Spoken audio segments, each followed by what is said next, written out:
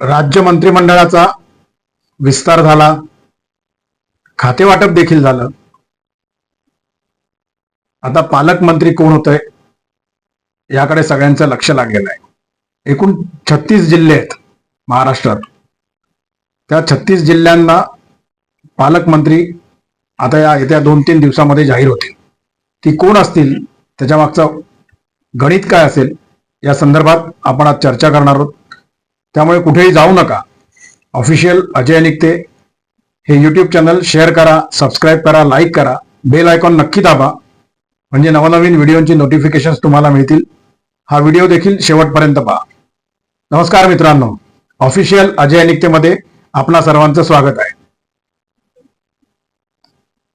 बहुचर्चित, बहुप्रतीक्षित असं मंत्रिमंडळ विस्तार झाला. त्यानंतर 7-8 दिवसांनी खातेवाटप झालं. 2 दिवस झाले. आता पालकमंत्री कोण होतोय याकडे सगळ्यांचं लक्ष लागलेलं आहे. सगळ्यांचं म्हणण्यापेक्षा राजकीय पक्षांचं, राजकीय पक्षातल्या कार्यकर्त्यांचं, समर्थकांचं, कार्यकर्त्यांचं, बोलायलाच फक्त आपण म्हणतो असं सगळ्यांचं लक्ष लागलेलं आहे. जनतेला त्याच्याशी काही देणं घेणं नसतं, कोण पालकमंत्री होते कोण नाही ते. हे फक्त आमच्या मीडिया आणि आमच्यासारखे युट्यूबरच म्हणतात की लक्ष लागलेलं आहे, त्याच्याकडे लक्ष सर्वांनी वेधलेलं आहे, खळबळ उडाली आहे. काही खळबळ वेगळं कुठे काही उडत नसते. जनतेला त्याच्याशी काही देणं घेणं नसतं. फक्त हे मीडिया चालवत असतो बातम्या, आणि आमच्यासारखे युट्यूबर हे बोलत असतात की लक्ष लागलेलं आहे. त्यामुळे आपण स्पष्ट म्हणूया, प्रामाणिकपणे बोलूया की पालकमंत्री कोण होतंय याच्याकडे राजकीय विश्लेषकांचं, राजकीय अभ्यासकांचं, त्या पक्षातल्या नेत्यांचं, समर्थकांचं, कार्यकर्त्यांचं आणि मंत्र्यांचं लक्ष लागलेलं आहे. मगाशी मी म्हटलोय तसं सामान्य माणसाला त्याच्याशी काही देणं घेणं नाही. कोणी का पालकमंत्री होईना, कोणी होते, त्याच्याशी काय त्याचं कर्तव्य नाही. तर असो, महाराष्ट्रात एकूण 36 जिल्हे आहेत. त्यातल्या 22 जिल्ह्यांना मंत्रिपद मिळालेलं आहे. तर 14 जिल्हे असे आहेत की त्या जिल्ह्याला मंत्रिपदच मिळालेलं नाही. काही काही जिल्हे तर असे आहेत की त्या एका जिल्ह्यामध्ये 4-4 मंत्रिपदे मिळाली. उदाहरणार्थ साताऱ्याला 4 मंत्रिपदे मिळालेली आहेत. ठाण्याला 3 मंत्रिपदे मिळालेली आहेत. संभाजीनगरला, छत्रपती संभाजीनगरला 2 मंत्रिपद आहेत. पुण्याला देखील तसंच आहे. अनेक ठिकाणी तसं आहे. रायगडमध्ये देखील तसंच आहे. खरं तर मंत्रिपद मिळाल्यानंतर पालकमंत्री पद पण मिळावं अशी बहुतांश सर्वच मंत्र्यांची इच्छा असते. त्याची कारणं अनेक असतात. त्याची राजकीय कारणं असतात, त्याची सामाजिक कारणं असतात, त्याची राजकीय समीकरणं असतात, त्याची राजकीय गणितं असतात, सत्ताकारण असतं, महत्वाचं म्हणजे अर्थकारण असतं.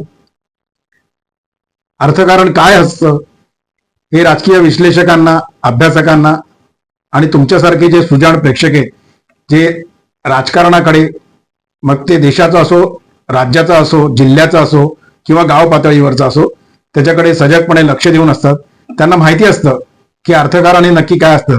अर्थकारणाशिवाय सत्ताकारण होत नाही, सत्ताकारणाशिवाय अर्थकारण होत नाही, सत्ताकारणाच्या माध्यमातूनच अर्थकारण होतं, आणि अर्थकारण, सत्ताकारण मजबूत असलं की राजकारण व्यवस्थित चालतं. तर त्यामुळे मंत्रिपद मिळाल्यानंतर देखील पालकमंत्रीपद कोणाच्या गळ्यात पडते किंवा पालकमंत्रीपद आपल्या गळ्यात कसं पडेल याकडे पक्षांचं, आणि पक्षातच मग 2-3 जण असतील इच्छुक, तर त्यातल्या प्रत्येकाची रस्सीखेच सुरू असते.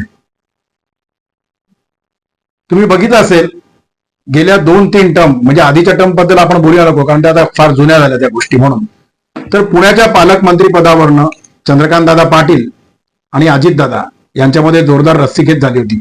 मग ते एकदा चंद्रकांतदादांकडे गेलं, मग ते परत अजितदादांकडे आलं, मग ते चंद्रकांतदादांकडे परत गेलं, आणि आता मावळत्या विधानसभेमध्ये ते अजितदादांकडे होतं. तर अशाच अनेक गोष्टी असतात. त्यामुळे पालकमंत्रीपद कोणाला देण्यात यावं, कोण घेत आहे, त्याकडे ही मंडळी सगळी लक्ष लावून असतात. मुंबईमध्ये 36 मतदारसंघ येतात, आणि त्याच्यामध्ये मुंबई शहर आणि मुंबई उपनगर असे 2 भाग पडतात. तर मागच्या एका व्हिडिओमध्ये आपण जे म्हटलं होतं ते मुंबईमध्ये फक्त भारतीय जनता पक्षाचे 2 मंत्री आहेत, मंगलप्रभात लोढा आणि आशिष शेलार. शिवसेनेने तिथे एकही मंत्री दिलेला नाही. राष्ट्रवादी अजित पवार गटाचा मंत्री देण्याचा तिथे काही प्रश्नच येत नाही. पण असं असताना देखील जे मी प्रत्येक व्हिडिओत म्हणतो की मुंबई महानगरपालिकेच्या निवडणुका या येऊ घातलेल्या आहेत. मुख्यमंत्र्यांनी आताच 1-2 दिवसापूर्वी म्हटलं होतं की कदाचित त्या एप्रिल महिन्यामध्ये होऊ शकतात. आणि जर का त्या होऊ शकणार असतील तर पालकमंत्रीपद मग ते फक्त मुंबईचंच नाही किंवा त्या मुंबई जिल्ह्याचंच नाही तर संपूर्ण राज्यातल्या सर्व जिल्ह्यांचं पालकमंत्रीपद किती महत्वाचं आहे हे स्थानिक स्वराज्य संस्थांचा निवडणुकांचा लेखाजोखा आधीचा आणि नंतर येणाऱ्या गोष्टी त्या डोळ्यासमोर ठेवल्या तर आपल्याला व्यवस्थित लक्षात येतं.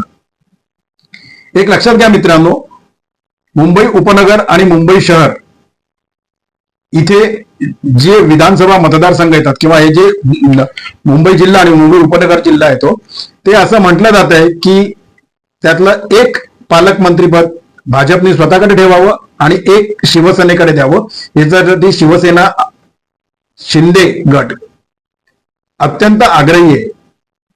माजी मुख्यमंत्री आणि विद्यमान उपमुख्यमंत्र्यांनी त्यांच्या निगोशिएशन मध्ये असं कबूल करून घेतलंय, असं म्हणतात की पालकमंत्री पदाच्या वेळेला देखील आम्हाला आमचा योग्य तो न्याय देण्यात यावा आणि त्यासाठीच मुंबई जिल्ह्याची जे पालकमंत्रीपद 2 विभागात विभागलं जातं त्यातलं एक पालकमंत्रीपद शिवसेनेकडे देण्यात यावं. याच्यासाठी एकनाथ शिंदे गट किंवा शिवसेना एकनाथ शिंदे गट हा अत्यंत आग्रही आहे. प्रामुख्याने उपमुख्यमंत्री एकनाथ शिंदे हे अत्यंत आग्रही आहेत की एक पालकमंत्रीपद आमच्याकडे देण्यात यावं. याचं कारण मुंबई महानगरपालिकेची येणारी निवडणूक, मी नेहमी म्हणतो ते 56,000 कोटींचा प्रचंड मोठा असा कित्येक राज्यांपेक्षा मोठा बजेट असणारा ही महापालिका आहे आणि त्यामुळे या महापालिकेवर वर्चस्व असावं, या महापालिकेमध्ये स्वतःची से असावा, यासाठी भारतीय जनता पक्ष आणि शिवसेना एकनाथ शिंदे गट सत्ताधारी पक्षातले आपण म्हणूया प्रामुख्याने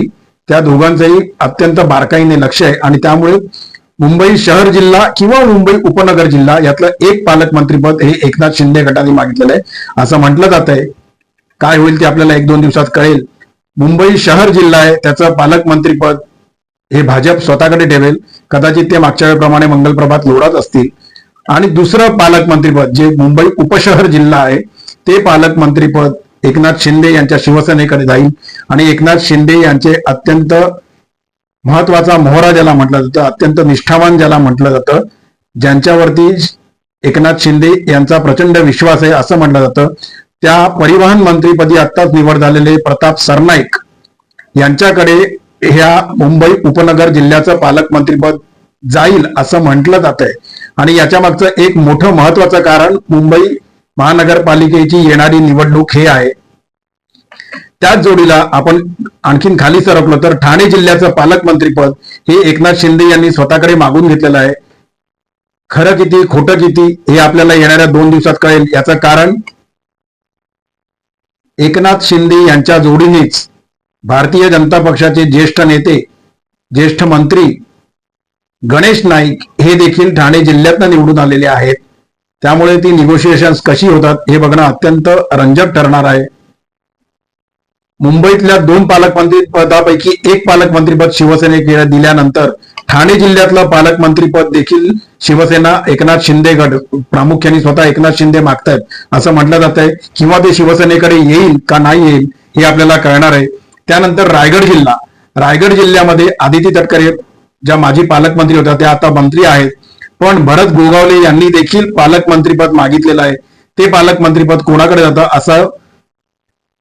असं म्हणतात की ज्यांचे आमदार त्या जिल्ह्यामध्ये जास्त आहेत त्यांना ते पालकमंत्रीपद देण्यात येतं. असा नियम नाही असं म्हटलं जातं. ही एक ज्याला आपण म्हणू शकतो की ही एक केलेली राजकीय सोय आहे. हे राजकीय कॉम्प्रोमाइज किंवा हे राजकीय निगोशिएशन्स मध्ये ठरलेल्या गोष्टी आहेत की ज्याचा आमदार जास्त आहेत त्या जिल्ह्यामध्ये त्यांना पालकमंत्रीपद देण्यात यावं. हा नियम नाही, मी परत सांगतोय. आणि म्हणूनच आदिती तटकरे यांच्याकडेच ते परत पालकमंत्रीपद जात आहे का भरत गोगावले यांना ते पालकमंत्रीपद देण्यात येत आहे हे बघणं रंजक ठरणार आहे. सातारा जिल्ह्यामध्ये देखील तसंच आहे. 4 मंत्री आहेत तिथे. शंभूराज देसाई शिवसेनेचे आणि शिवेंद्रसिंग राजे भोसले हे भारतीय जनता पक्षाचे जे आता कॅबिनेटमध्ये नव्याने आलेले आहेत. त्यांच्यापैकी कोणाला पालकमंत्रीपद दिले जातं हे बघणं अत्यंत रंजक ठरणार आहे. मगाशी मी म्हटलंय त्याप्रमाणे पुण्याच्या बाबतीत देखील ते तसंच होईल. चंद्रकांत दादा की अजित दादा कुठल्या दादांच्या गाळ्यात पालकमंत्रीपदाची माळ पळते ते आपण बघू. या इकडे नाशिकमध्ये माणिकराव कोकाटे यांनी मीडियाला त्या दिवशी ठामपणे सांगितलेलं आहे की पालकमंत्रीपद मलाच मिळेल. त्यामुळे ते पालकमंत्रीपद माणिकराव कोकाटे स्वतःकडे घेण्यामध्ये किंवा राष्ट्रवादी गट स्वतःकडे घेण्यामध्ये यशस्वी होतोय का हे आपण बघणार आहोत. का दादा भुसे यांच्याकडे पालकमंत्रीपद जात आहे. छत्रपती संभाजीनगरमध्ये देखील तेच आहे. छत्रपती संभाजीनगरमध्ये अतुल सावे भाजपचे आणि एकनाथ शिंदे शिवसेना गटाचे संजय शिरसाट यांच्यामध्ये देखील पालकमंत्री पदासाठी अत्यंत जोरदार रस्सीखेच सुरू आहे. बीड जिल्हा हा अत्यंत सेन्सिटिव्ह जिल्हा गेले काही महिन्यांमध्ये झालेला आहे. अर्थात तो पूर्वीपासून तसाच होता, पण आता बीड जिल्ह्याचं पालकमंत्रीपद हे भारतीय जनता पक्ष स्वतःकडे ठेवून पंकजाताई मुंडे यांना पालकमंत्री करताय का, की राष्ट्रवादी गटाकडे गेल्यानंतर ते धनंजय मुंडे यांना करतायत, की या दोघांनाही न देता तिसराच कोणीतरी माणूस जर भाजपने ठेवला तर देवेंद्र फडणवीस हे स्वतः घेतील का ते पालकमंत्रीपद, एक चॅलेंज म्हणून ते स्वीकारतील का पालकमंत्रीपद, हे आपल्याला बघायचं आहे. गडचिरोलीचं पालकमंत्रीपद तत्कालीन मुख्यमंत्री एकनाथ शिंदे यांनी मुख्यमंत्री असताना आणि त्याच्या आधी देखील महाविकास आघाडीचं सरकार असताना गडचिरोलीचं पालकमंत्रीपद स्वतःकडे ठेवलं होतं. तिथे प्रचंड मोठ्या प्रमाणामध्ये त्यांनी बदल घडवून आणले होते. त्यामुळे आत्ताचे उपमुख्यमंत्री एकनाथ शिंदे हे गडचिरोलीचं पण पालकमंत्रीपद स्वतःकडे घेत आहेत का हे आपण बघणार आहोत. पालकमंत्री पदामध्ये एवढा इंटरेस्ट असण्याचं कारण काय असतं? नो डाऊट मी मगाशी जे म्हटलंय त्याप्रमाणे की समाजकारण, सत्ताकारण, राजकारण आणि अर्थकारण या गोष्टी तर त्याच्यामध्ये येतातच, पण कार्यकर्त्यांची अनेक कामं या पालकमंत्री पदातनं करता येतात. कारण मंत्रिमंडळातला जे पोर्टफोलिओ असतो तो त्या पोर्टफोलिओ पुरता मर्यादित तो मंत्री असतो, पण पालकमंत्री हा त्या जिल्ह्याचा पालक असतो. त्या माध्यमातनं समाजाची, नागरिकांची, जनतेची कामं तर करता येतातच, पण त्याशिवाय सर्वात महत्वाचं म्हणजे आपला जो कार्यकर्ता असतो, आपला जो समर्थक असतो, त्याला आर्थिकदृष्ट्या सबळ करण्याच्या म्हणजे ज्याला म्हणतो त्या माध्यमातनं आर्थिकदृष्ट्या त्या कार्यकर्त्याला, त्या समर्थकाला मजबूत करता येतं, आर्थिकी सक्षमीकरण त्याचं करता येतं. त्याला डीपीडीसीच्या माध्यमातून अनेक कामं देता येतात. त्याच जोडीला जसा जसा कार्यकर्ता, जसा जसा समर्थक या डीपीडीसीच्या कामांच्या माध्यमातून समर्थ होईल, तो मी मगाशी जे म्हटलंय तसं तो ते समाजकारण करायला, तो त्या पक्षाचं राजकारण करायला देखील समर्थ होत असतो. आणि त्यामुळेच अनेकांचा इंटरेस्ट हा मंत्रीपद मिळवण्याच्या जोडीनेच पालकमंत्रीपद मिळवण्याकडे देखील असतो. आजचा विषय हा पुरता पालकमंत्रीपद कोणाला मिळतंय आणि त्यामागचं गणित किंवा त्यामागचं गणित म्हणण्यापेक्षा ते का हवं असतं मंत्र्यांना, त्याच्या बाबतच, त्या संदर्भातच मर्यादित होता. आजचा व्हिडिओ आपल्याला कसा वाटला हे तुम्ही मला व्हॉट्सअपच्या माध्यमातून आणि कमेंटच्या माध्यमातून नक्की कळवा. ऑफिशियल अजय निकते हे युट्यूब चॅनल शेअर करायला, सबस्क्राईब करायला आणि लाईक करायला विसरू नका. बेल आयकॉन नक्की दाबा, म्हणजे नवनवीन व्हिडिओची नोटिफिकेशन्स आपल्याला मिळत जातील. तोपर्यंत आपली रजा घेतो. 2 दिवसातच मी मगाशी म्हटलोय त्याप्रमाणे पालकमंत्रीपद जाहीर व्हायला पाहिजे. त्यानंतर आपण पुन्हा एकदा या विषयावरती बोलू. धन्यवाद.